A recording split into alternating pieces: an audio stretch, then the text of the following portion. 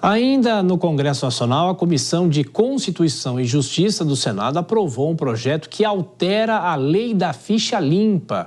Repórter Marília Ribeiro agora chegando para contar para a gente o que é que muda nessa norma, quais esses próximos passos dessa tramitação. Marília, tudo bem? Boa noite, bem-vinda. Oi, Thiago, tudo jóia? Boa noite a você e todo mundo que está acompanhando a gente aqui no Jornal Jovem Pan. Além dessas mudanças, nessa lei da ficha limpa, a Comissão de Constituição e Justiça do Senado Federal também aprovou um requerimento de urgência para que esse texto possa ser votado diretamente no plenário e desta forma não precise passar por outras comissões. O relator da proposta, o senador Everton, ele disse que esse texto, esse projeto que foi aprovado, ele corrige distorções na lei. E nós separamos esse trecho para ouvir agora.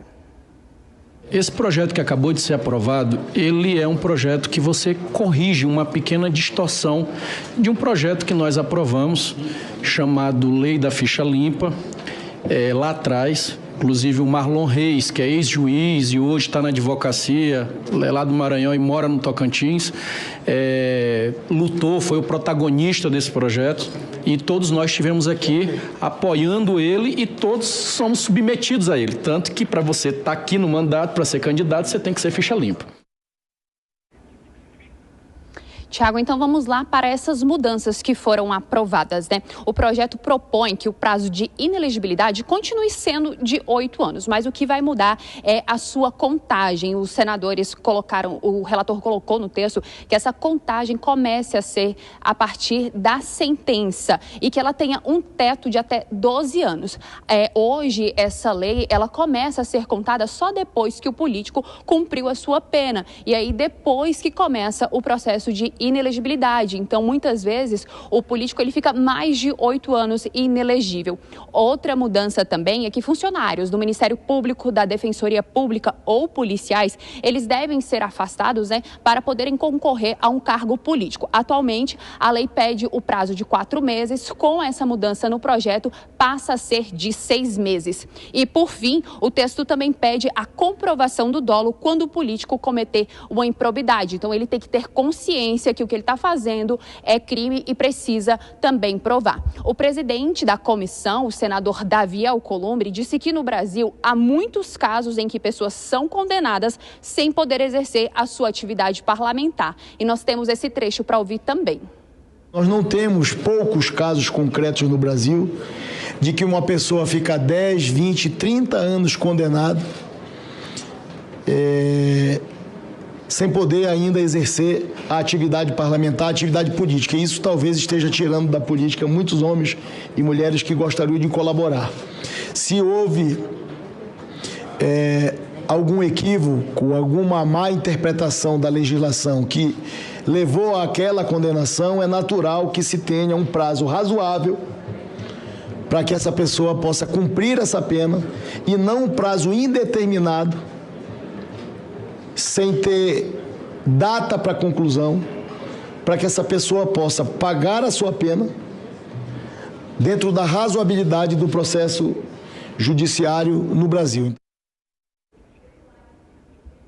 Tiago, é importante a gente trazer aqui, que esse projeto que foi aprovado lá na Comissão de Constituição e Justiça do Senado Federal, ele faz parte daquele projeto da mini-reforma que foi aprovado na Câmara dos Deputados aqui no ano passado. Se esse projeto for aprovado lá no plenário do Senado Federal e promulgado pelo presidente Lula, essas regras serão válidas apenas após 1 ano dessa sanção. Então, com essas mudanças, mesmo que elas sejam aprovadas antes das eleições municipais que acontecem em outubro, ainda não se aplica essas mudanças a esse pleito, Thiago. Marília, e rapidamente falando ainda sobre o Congresso Nacional, existe uma data, por acaso, para a promulgação da PEC da anistia que tanta polêmica trouxe aqui nas nossas discussões? Tiago, temos sim, ela deve ser promulgada nesta quinta-feira aqui no no plenário do Congresso Nacional, né, onde as duas casas vão se unir, o Senado e a Câmara dos Deputados, para essa promulgação. O texto, né, ele traz que os partidos serão obrigados a direcionarem 30% dos recursos do fundo eleitoral e do fundo partidário para candidaturas de pessoas pretas e pardas. Esse é apenas um trecho dessas mudanças, desse texto que foi tão discutido e que falaram, né, que ele não seria resolvido tão cedo, mas acontece que amanhã essa promulgação deve acontecer e ele já começa a valer para essas eleições. Sim, você estará acompanhando e você volta daqui a pouco com mais informações. Até mais tarde, Marília. Bom, chamar os nossos comentaristas, afinal, hoje temos Cristiano Vilela conosco para nos esclarecer, não é, Dora Kramer? Essa história da lei da ficha limpa, os parlamentares falam em correção, mas nos bastidores já há um entendimento de que seria um abrandamento da lei da ficha limpa. Cristiano Vilela, com você. Olha, Tiago, independente das motivações que levaram, o texto e a necessidade de colocar um limite, ela é extremamente importante.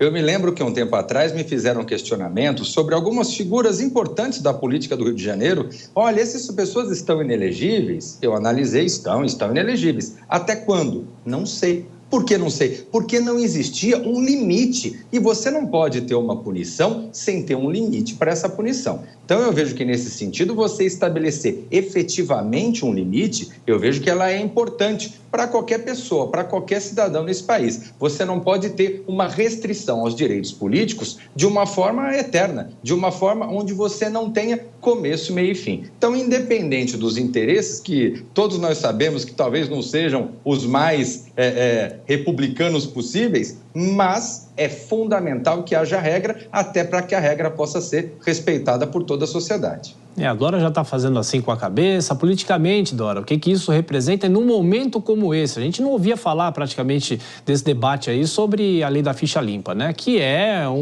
uma regra, ou são regras que a gente sempre exaltou, né? Porque pune o parlamentar ou o político que descumpre ou que comete irregularidades, né?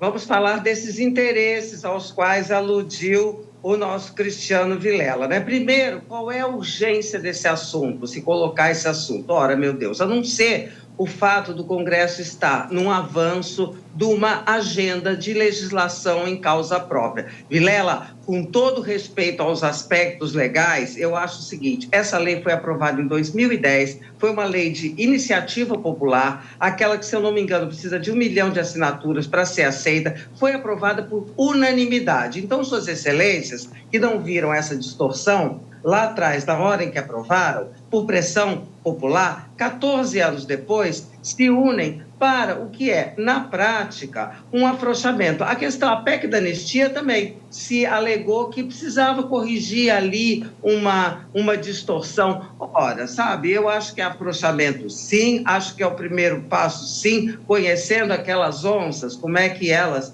se comportam. Olha, eu acho muito ruim que nesse momento em que o Congresso diz, nesse segundo semestre, vamos deixar algumas matérias super importantes de lado, porque não temos quórum, avançar numa agenda de legislação em causa própria, que é aí que eu acho, viu, Vilela, descontados os aspectos legais e tal, é uma agenda de legislação em causa própria, né? E depois o Congresso não sabe por que a população que fica em baixa na avaliação da população. É por causa de essas e várias outras.